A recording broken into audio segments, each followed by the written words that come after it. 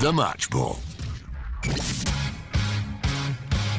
Hiya, welcome to The Match Ball, brought to you with Levi Solicitors. There's a 10% discount on your legal fees at levisolicitors.co.uk. 15%, by the way, on conveyancing instructions until the end of January. levisolicitors.co.uk/the square ball. Usual trio with you, Dan, Michael and Moscow at that side of the table following the 2-0 defeat in the FA Cup against West Ham. How do we feel about that then? It's hard to get too upset about the FA Cup, but at least we've got something to be angry about with the VAR. That wasn't very magic-y, was it? Just, yeah. It's kind of a shit game, wasn't it? Never really got going. I think I don't know if it was significant. I think it might be significant. There wasn't a free kick in the first 10 minutes. Was there not? No. So, unless there was one before I noticed that I missed. But certainly... So there wasn't a free kick unless there was? Yeah. Right. But if there was one, there was only one. And if there wasn't one, that's significant. If there was just one, is it still significant? Because normally in the FA Cup, you're looking for that blood on your boots. Everybody's diving in. It's a muddy pitch. We got the terrible, horrible little stadium part of it correct, but there wasn't really the kind of. Did you not see? Did you not see Helder's horrific tackle on? It was Vlasic, wasn't it? Second half on the edge of the box. Sickening. Nearly killed him, didn't he? Yeah, it was hard to watch that. Well, this is it from a sort of a romance of the FA Cup and isn't everything magical and lovely point of view. We've probably got the worst sort of 2022 modern version of whatever you can get. Crap VAR decision, a sort of middling B team from Leeds, a game that doesn't really get going at any point. 1-0 in the end of the first half, 2-0 at the end of the second half. Don't like football when it's like this. I like football. I said to you during the game, didn't I, that it felt like it's sort of that two Premier League teams not really giving it their all, probably operating on about 80%. It's not, as you said there, Moscow, it's not a first team that you're putting out there. It's not your first choice team. So it's hard to get too worked up about it. But then, you see VAR, and how many times have we ended up talking about shit like this season? It's just not fit for purpose, is it? Well, the VAR is not the problem. It's the actual people operating it, which... I mean, it goes without saying, doesn't it? There's not a sensible reason on this earth that you can find that goal should not have been ruled out for offside, because Bowen is just all over in terms of being active in play. Mark Halsey, former referee, who's one of a great bunch of lads, former referees. Always enjoyed Mark Halsey's refereeing. Always. Big fan. It was a great standard. But he's even tweeted and said, look, that's just nonsense. As soon as he runs across... Melier is interfering with play. So, what can you do? It's just as clear as day. They've just, as I tweeted from the Square Ball account earlier, it feels like they've tied themselves in knots, trying to find reasons to be clever and how they apply the rules. It's really obvious he's interfering with play. I mean, really, really. It's obvious. quite telling that at half time when they spoke to the Germains on ITV, that both of them basically went, I don't know why that's not given as offside, and that's people with I don't know, they've had 1,000 and plus games between them, and they're both looking at it and going, that's offside, isn't it? And that's probably all the wisdom you really need on offside as a rule is there for a purpose, isn't it? It's there to stop goal hanging and what have you, and it doesn't really need to be as complicated as it is, because I'm sure they'll come out and explain something about phases of play and how he wasn't interfering and then he became active and by the time Bowen went for it was a second phase. There'll be some sort of shit like this, but actually it just needs someone who understands the game to look at it and go, well, yeah, obviously when he's offside there and then he tries to get the ball off the goalkeeper. So he's giving himself an advantage by being in that position in the first place to get to the ball, which he didn't touch, fine. But he's interfering with Melier, who couldn't... He only didn't touch it by a centimetre. He swung his boot at it. It's down to a fluke that whoever the other player was it Bowen? I can't remember which way around it was, or was it Lanzini who was on the ground? I can't remember. Anyway, the one who just touched it away from the offside player, who I think was Bowen. I think it was Vlasic who was on the floor. Right. He just touched it away before Bowen came in and got the ball. And so because they've got the frame by frame, they can go, oh, well, look at that. In this frame, he's touched the ball just in front of him, so not offside because Bowen didn't touch it. But Bowen was trying to touch it, and his attempt to touch it involved trampling on Illan Melier's face, and he was only able to get close enough to Melier's face from being offside in the first place.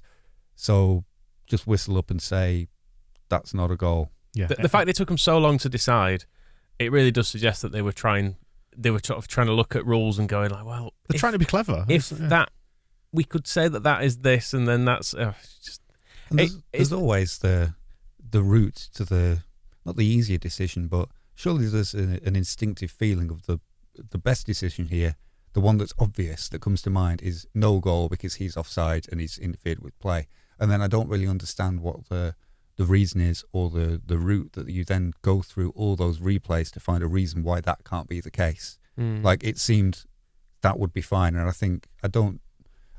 guess what I mean by the easiest decision is what's going to generate the most post-match controversy. And I don't know if David Moyes, had that goal been disallowed, would have been as annoyed as, I mean, Bielsa won't be, he'll just be fine with it, but as Leeds fans would be about the goal being allowed. It's kind of which one is going to be the one that's going to have everybody. There's going to have the two Jermaines going there going, well, that's not at all what we're expecting. I think that's the thing, is when so many people, Mark Halsey, the Jermaines, every sort of right-thinking human being who was watching the game thinks, oh, that's probably going to be... I suspect even Moyes, if asked about it, if pressed on it, will be kind of going, well, yeah, exactly. We've got a bit lucky there. Yeah, and if the goal was ruled out, he would have to then sort of come up with a reason why Bowen had not interfered. And the default would have to be like, well, yeah, you can see quite clearly he was offside, and then,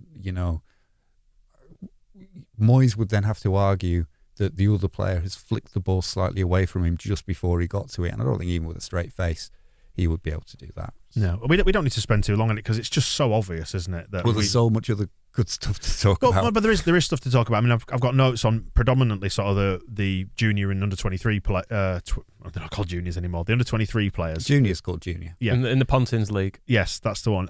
Like Hjelde, I thought was good today. I thought really, really impressive. And again, given that we're losing Llorente for this fixture next week, he looks like a very able deputy. I thought he had a really good game. Yeah, I thought defensively he was very good. We were laughing about his passing, weren't we? They did. There was one bit, I made a note, I think it was 17 minutes, where him and Melier just kept kind of giving it to him and going, do something with it then. And then he'd have a look around and go, oh, can you do it instead? I'm new. It's my first day.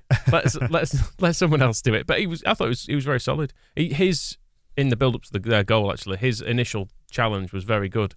And he was they're quite physical at West Ham as well. I thought he did very well. He did really well to get back in and get that tackle in that then sent the ball free for the offside goal to be happening. I thought he did a better job of dealing with Antonio than Llorente, which what Llorente brought to that battle was humour. I quite enjoyed it. I was talking last week about the way Chris Wood shrugged Llorente off, and there was a lot of that, except it was more a kind of it was almost the point that Antonio's carrying him. Like, when somebody climbs on your back and you have to run in like a human backpack. It reminded me of playing with the kids when they sort of jump on you and you kind of you'd be a big dinosaur or whatever. Exactly, that sort of stuff. Because he kept he didn't shy away. I still from do it with my dad now. He didn't shy away from the physical battle, did he, Llorente? He just never won it because he'd go up to. He was like, right, I'm going to get him this time. And then, I noticed how small Antonio's name looked on his back because his shoulders are such a width. Like, has he got a smaller font on or something? Yeah, like it looks tiny in the middle of his enormous shoulders. But yeah, every time he tried jumping on him, he just sort of shrugged him off and went past him. But he's difficult, isn't he, Antonio? I think it's fair to say. Now he's a good player. Now we've just dealt with something actual, genuine in footballing. Can I bring another petty grievance? Do you remember your book of petty grievances? I do, yeah. We should probably resurrect, if you're a long-term listener of the podcast, we should probably resurrect that, the Moscow White book of petty grievances. Do you still have it? Yes, I do, and it definitely has a new life in the Premier League. Yeah, it was just a book that we noted down all our petty grievances in, didn't we? Anyway, I want to moan about ITV's commentary. The commentator today was Seb Hutchinson, or as we could call him, Deb Butchinson, because he seemed to just make up a load of... The old Glicky. Yeah, that's not Glick, is it? It's Click. Well, it's not, and that's, we always get it wrong, but I think it's okay for us to call... I think it's supposed to be cliche. I think when Matthews has talked about it on Twitter, there was one... Bless you. I remember shortly after he signed, there was a debate about how Matthews pronounces his surname, and he tried to explain it to people through the medium of tweets, and it just became even more complicated as he had all these phonetic spellings. I think it's like cliche, but it's not Glick, and we're all right calling him Click because he's our mate. Like, as Leeds fans, we can call him what we want in the spirit of just, well, it's Clicky. And his nickname, we know, is Clicky with a K, 2 Ks. Nobody calls him Glicky. It's with a C on Twitter anyway, but close enough. How do you mean? Isn't it? He calls himself Clicky with a C on Twitter. Oh, well, this is but we call, as you said, don't matter. We call him the what we same want. noise out of the mouth. But Reb Cutchinson, well, the other one I enjoyed doesn't from him have the right. Stay in your lane.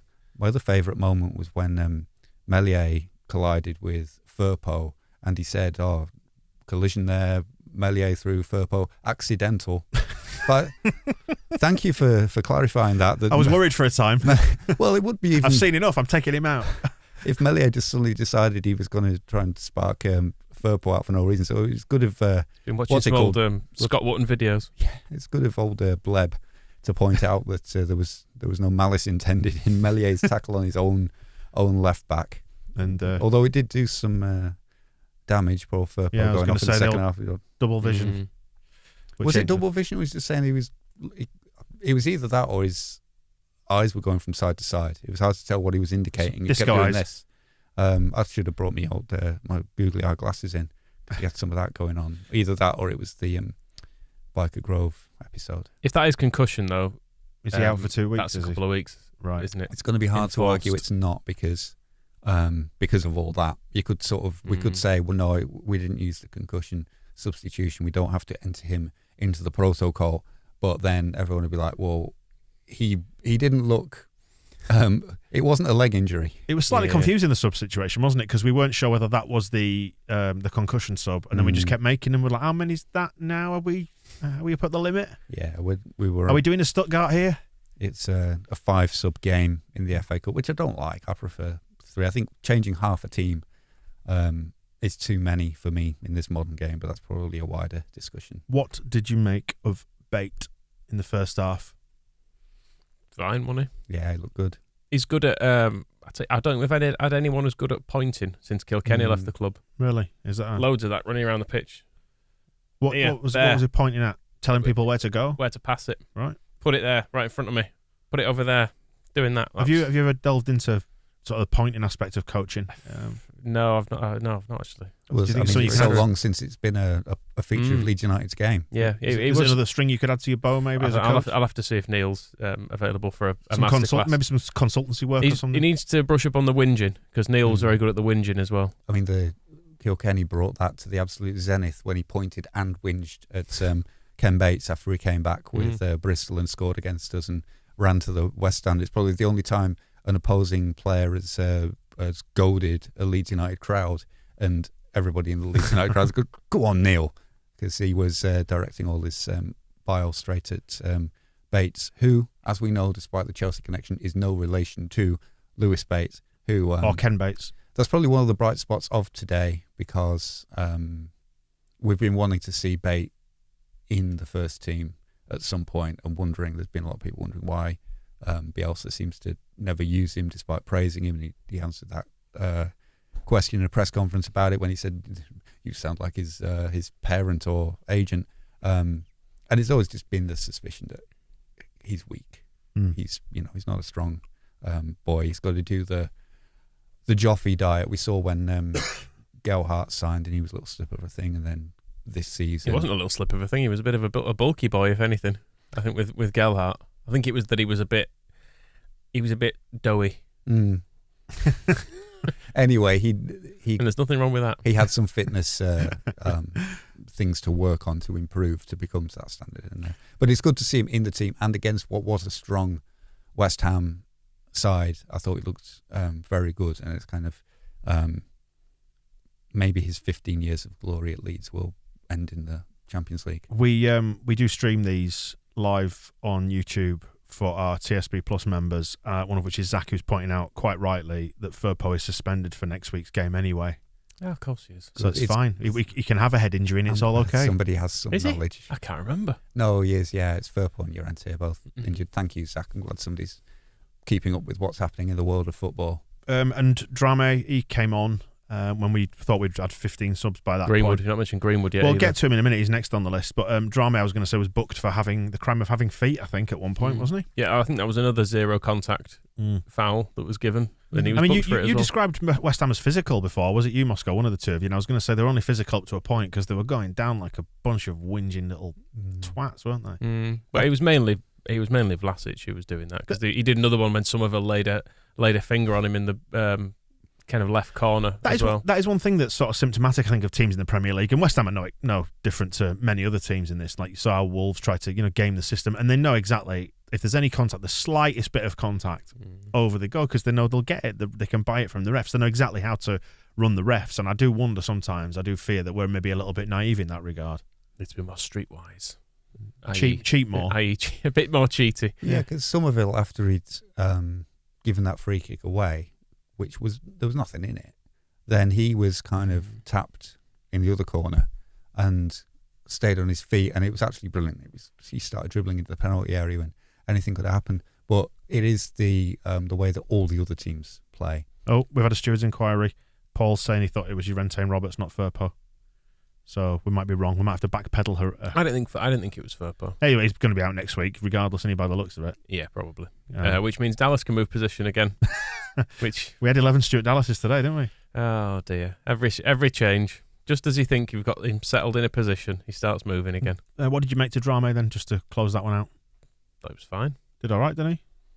I'm trying to remember anything that happened. Well, he didn't look quite as rabbity in the headlights as he did maybe when. Well, obviously, he looked a little bit like that against Arsenal, getting caught on the wrong side a couple of times. Albeit that's against Arsenal. I feel like West Ham were actually quite a good side to play with a bit of an inexperienced mishmash of a team, because they're a team that plays in quite a controlled way. Like, I don't feel like they're going to beat many teams like 5 or 6-0. Because they're just quite organised and structured, and they're not going to take risks in the same way as as someone like Arsenal might, but they also might happen to spank you in the first half. We've had Bielsa's comments have just come in now, which we'll get to, but let's do Greenwood first. What did you make to Greenwood? I thought he linked up okay, while never really having any end product or final ball. I don't think you can. It was a solid sort of 6 out of 10, I think. I felt a bit sorry for him. Why?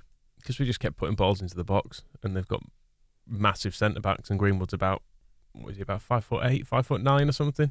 He's not going to win any headers anyway, and that are just particularly not when they weren't ever crosses where we had them stretched and he was able to peel off at a back post or anything. It was him stood fairly static in the box with a load of defenders around him, and us occasionally putting a ball in. It's like, well, what do you expect? And I thought he was all right. Yeah, it was the Arsenal game that Firpo was suspended for, by the way. I think you can see why he would be behind both Roberts and Gelhardt, is what I would say from that. But that's no great crime on his part. It's the nature of the beast, isn't it? Bielsa's comments then. It's better to accept the decision of the officials, even if they jeopardise us. Okay, that's about as critical as I think we've ever heard from Bielsa. Yeah. I don't think he means it in a critical way, does he? I'm sure when we hear the full quote, it's almost like what can you do about it? Well, no, it's just like, even if decisions are going against us, it's better not to criticise them, whether it's in our favour or not. And I don't think he'll be.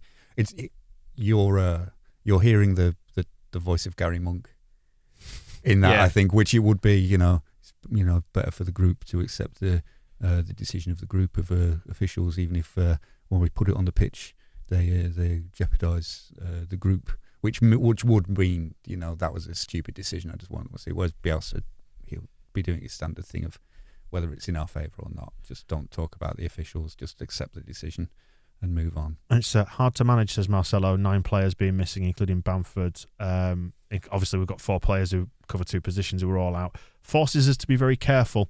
On the Bamford injury, we've now learned that he recovered from his hamstring injury and he was going to play, but he did get that knock after the press conference.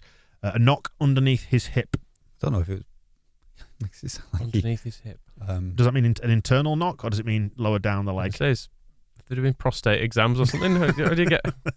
Okay, well, you've got in a bit much there, doctor. Front or back? Somebody need him in the bollocks. That would be an injury underneath the hip, wouldn't it? So it was abdominal, wasn't it? Eddie Nketiah's. Twisted abdomen. Both of them. Twisted round each other. The hanging abdomen that he had issues with. Neil Kilkenny's still playing, by the way. Oh, okay. Right now? Well, possibly. Yeah, Western United Football Club, managed by John Aloisi. There you go. Get him back. Yeah, it's hard work, isn't it, having 9 players injured? Yeah, Yeah, and I think we saw some of that in the Greenwood's performance, where he generally doesn't play as a 9 in the under 23s. So he's a 10, and it's Gelhardt who's the striker normally. Wasn't he signed as a 9 though, Moscow? Well, he's just a forward. He can do it. He's young enough to do anything that he puts his mind to, apart from score against West Ham. And he did look a little bit lost up there as well. And I think in the closing stages, when we had Drama and Somerville down the right-hand side, who are absolutely superb in the under 23s, but then you saw Somerville when he tried to play the little pass through to Harrison, and it was just kind of So I'm just throwing 7 up down myself. Okay. Sorry, carry on. And then Drama tried to play one down the line as well to Click, and just kind of overhit it in a way that a young player on his second or third go is going to happen. So there was just, it's one of those things where you can understand why Bielsa is reluctant to give in to the claims sometimes, like, why isn't Bate playing? It's like, well, because at his age he's more likely to make those kind of mistakes than Click, who makes them all the time anyway. So maybe that reverses it anyway. On to more of Bielsa's comments, just returning to the injury actually. Just watching these come in live at the minute. It isn't clear what Bamford's injury is, but it's not muscular, so it could be the prostate. Why do we have to get these mysterious injuries? It's like with Rodrigo and Strauch, isn't it? Where he's just kind of going, well, the very odd injuries. We'll find out eventually. I noticed today when turned out it was fine, but when Click just kicked a football out of play and then looked injured, it's like, how's he got injured from this? It just feels like at the moment that we can't do anything without people getting injured. Yeah, I do. I'm quite enjoying. Bielsa says that, or Adam Pope is reporting it as, a teammate fell on Gelhardt's ankle, which is a week on from a teammate falling on Charlie Cresswell's shoulder. And ordinarily, I would point the finger straight at Gianni Alioski under these circumstances. But if there was going to be one benefit of letting him go, it would surely have been an end to this kind of roustabouting. That's a good word. I like that. I'm not sure it's the right word, but it's all I've got. Yeah, die on that hill, it's fine. Bielsa sort of suggesting they were slightly more dangerous, West Ham, and probably on balance deserved it. Would you agree with that? In light of everything? Probably. When I said at the start it was a crap game, it's because it felt like when both teams got to the final third, neither really had any particular cutting edge. They did have better chances than us.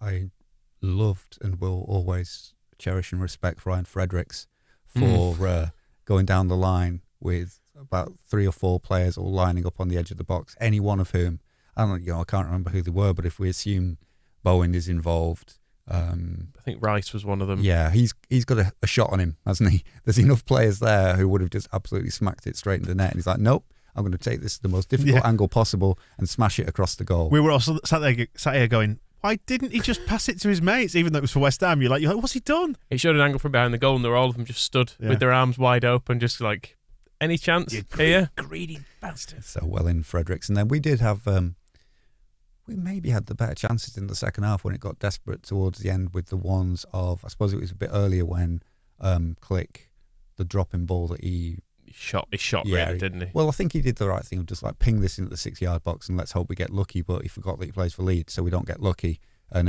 it kind of hit, it was a bit of James and a bit of Harrison, and neither of them had time to kind of, you wouldn't hold anything against anybody in that situation because it was fine for Click to ping it in and too soon for either of them to kind of trap and score. And then the other one was... It was James, wasn't it? It was James again, where it got cleared just in front of him. Was it a Jackie cross? I think it was... Yeah, it could have been. I might have been Dallas, actually. I can't remember at that point, but it went through... The one that bounced off him? It went through the defender's legs, didn't it? Which was who was right in front of him, so he wasn't expecting it to get through, obviously. So by the time he did, his feet were all wrong. Just bounced off his ankle, didn't it? And we should have been given extra time anyway, just for sending Meslier up. Yeah. As soon as that happened, the referee should have said, yeah, you can have a goal for Endeavour. Yeah, because then... But instead, West Ham got a goal. They got their second. I'd remarked on it in that second half. So we'll end up pushing forward, trying to get an equaliser, and they'll score a late one just to confirm a 2-0. Although you were adamant we were going to win right up to when they scored their second, Moscow, even when we were 1-0 down. I'm very optimistic. Yeah. I like it when Leeds win, so I was hoping something good would happen. Does Bowen always score against us? It feels like it. Yeah, feels like he's kind of a modern Alan Shearer. It's all revenge for us not signing him, because there was the January when he went to West Ham was being talked up as the January when he was coming, and I think we did get involved in the bidding. But I suppose Premier League. They paid like 20 million quid for him, didn't they? Whereas I think we were offering like a £5 for a loan, and then we'll sign him at the end of the season if we go up, and then we'll pay you another 20 quid. And But even at the time, there was a that was the Dan James window, wasn't it? possibly, yeah. Yeah, it was. Yeah, But which obviously went well. but at the time, well, we got him now. There was an element of not wanting him anyway because of how annoying he'd been for Hull against us. So there was, I don't mind us not signing him, even though he is now turning out to be quite good. The whole FA Cup kind of dilemma is laid bare in the comments that he's made, Bielsa, in the post-match, saying he didn't want to play a full team of 23s because people would claim he didn't respect a historic competition. But that suggests that there was a temptation. I don't know what to make of it. I've been looking at other results and choosing to believe what was for the best, which is unlike me. But like with Burnley losing, I'm kind of thinking, oh, good, that'll really damage their confidence. But then Everton winning, I'm going, oh, good, more games for them. They're busy. Yeah. So I don't know. I don't know which way is the best. It feels like a nice, respectable exit. Yeah. In many ways, it's the perfect exit if you're going to choose one, isn't it? It's going to be like 9th on Match of the Day, is this probably, because it's like there's no real story there. It's just no magic of the cup. One not team like in our Extra Ball Buttercup, by the way, which subscribers will enjoy. One team that is above another team in the same league beats that team with a home advantage in a weekend. So it's nothing. It's nothing, isn't it? Like next week, if we came close to getting a point or got a point's going to feel good next week, isn't it? We'll feel. I think maybe even a point next week is going to feel equal to a victory today. If we're going to go down there, these things even themselves out as well. Maybe a nice VAR decision. Well, my fear about today was that we'd win today, so then we wouldn't be allowed. The fates would conspire to not allow us to win next week. But now, by losing today, we've given ourselves a chance next week. And also, West Ham are playing midweek against Norwich, which they're not happy. Which they are not happy about. Moyes was having a pre-match moan about that being it's a rescheduled COVID match, so they have to get through that while we. Who are they playing? Sorry, Norwich. Who will obviously be a stern test, and but we have to just concentrate on knocking the shit out of each other in murder ball. Would you maybe stay down there, take the lads on a little bit of a tour of London? No, it's a horrible place. Spend the least time there as you possibly can. Oh, there's that big wheel thing by the Thames, and you could go on the. There's a big wheel in Victoria Gardens in Leeds. Have they got the Natural History Museum in Victoria Gardens? There's no natural history in Leeds Museum's got some stuffed animals in the basement. Yeah, exactly. So, what animals has it got? There's a tiger, I think. Yeah, we've got a hippo. There's a moose. Really? The Wortley hippo. Was it in Wortley?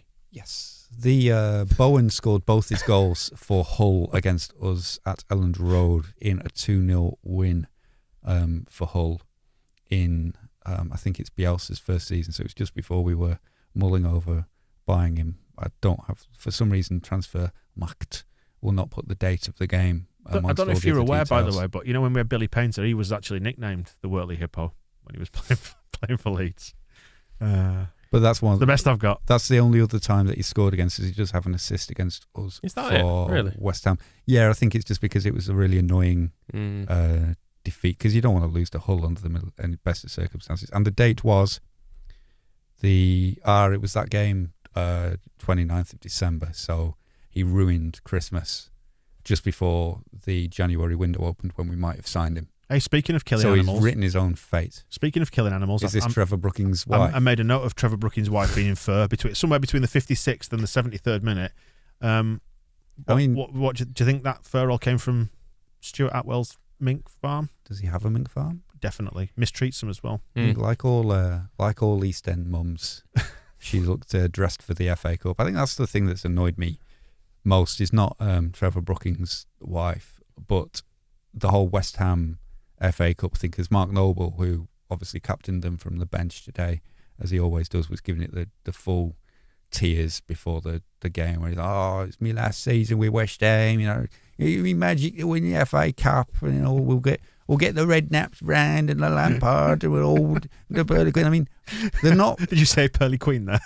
Whoever. Pearly Kings, Pearly Queens. Somebody Pearly will turn up. We used to get, if we get some pearl soap. I love how much this has annoyed you. Well, they've not even won it since 1980. I'm still not quite sure what you're saying. The last time they won it was 1980 when it was Trevor Brooking who's always like, oh, well, I never score a header apart from that one in the cup. And it's annoying. I would have liked to knock them out for that, just to ruin some dreams. But we'll just have to rely on whoever plays them next. This is it. This competition's been important to me throughout my whole life as a boy, living in a house full of West Ham fans. I was told all the stories of old Bobby Moore and Billy Bonds lived in the FA Cup. Ronnie Boyce. There were 12 of us in one room. I never even heard of Ronnie Boyce, but if I said to you, who did Ronnie Boyce play for in the 60s? Ronnie Boyce was one of the enforcers for the craze. I mean, he served...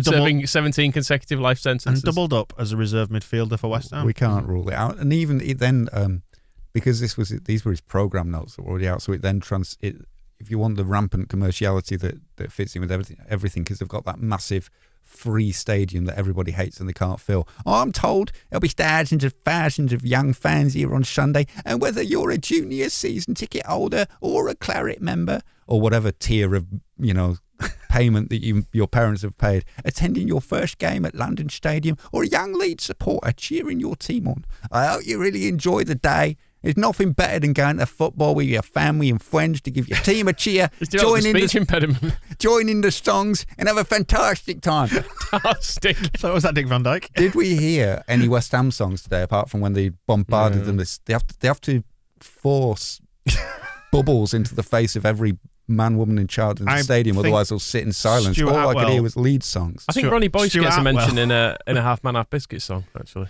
Stuart Atwell force feeds Bubbles to the mink. He does. Bubbles being the murdered chimp of Michael Jackson. He's an absolute. Has Trevor Brooking's wife got vile beast? Bubbles hanging up in the cupboard at home?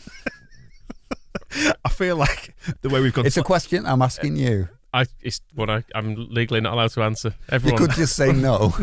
Definitely not. I'm not a liar, am I? I'm sure she's a lovely. She must have absolute patience of a saint to listen to Trevor going on about. I didn't get many with me head. I think given how far we've gone off piece shows how much importance we put on this. Yeah, it's the magic of the FA Cup. And Moyes says he's not seen a rerun of the first goal, but in real time, he says it didn't feel it would be ruled out. So it's almost like they put in a video assistant referee to help under circumstances where it all unfolds too quickly for the human eye, and they could just correct obvious decisions. To go further on Bielsa's view on it, he said he won't criticise officials because it would mean entering terrain which would not be good for football. Mink farms. Do you want criticising some officials? Trevor Brooking wife news. Go on. In June 1970, he married Hika, a Finnish au pair. And is that her? He doesn't say. He doesn't say he's been. Is she the present Mrs. Brooking? Doesn't say he's been. I mean, it might married to anyone else. It might have just been a lady that was sat next to Trevor Brooking. Yeah, that's true. We don't know for sure. Maybe Hika's at home going, "Who the fuck is that?" Wearing my coat. We should wrap this up because we have gone quite far off piece. But Paul does mention in the YouTube comments that Marcelo's record of not winning an FA Cup game does continue. It stands. He's got a better record in the league. So that stands us in good stead for next week. Last team we beat in the FA Cup is, do you know, off the top of your head? Cambridge? Correct, yes. Only because you tweeted it yesterday. That's right, yeah. So, spoiler alert. So we're doing better than old Newcastle still, even with their Kieran Trippier. That is the important thing. We'll wrap it up there then. Thank you for watching. Thank you for listening. We will return with... are we doing propaganda for this? Yeah, I suppose so. It'll be 2 weeks running, won't it? It'll be a lot of Cockney. Because we'll be able to track the Cockneys from... 1 week this week when we've lost to them to next week when we beat them. That's a good point, yeah. So propaganda will be coming up in a couple of days. Oi. It's that one, isn't it? That's the tune for it. And the weekly show as well. And if you are a TSB Plus member, on the emails, isn't it? Feedback form. Yeah, the links on the the dildo might be back. Who's that? Remember, he had to apologise profusely for the presence of the dildo, yes. So we may have dildo man. West Ham TV man, yeah. If he's still got to, maybe that's still sorry about something. Maybe that's what we need. Marital aids. I think that's what's done for Bamford. Yeah, possibly. On which note, thank you. The Match Ball.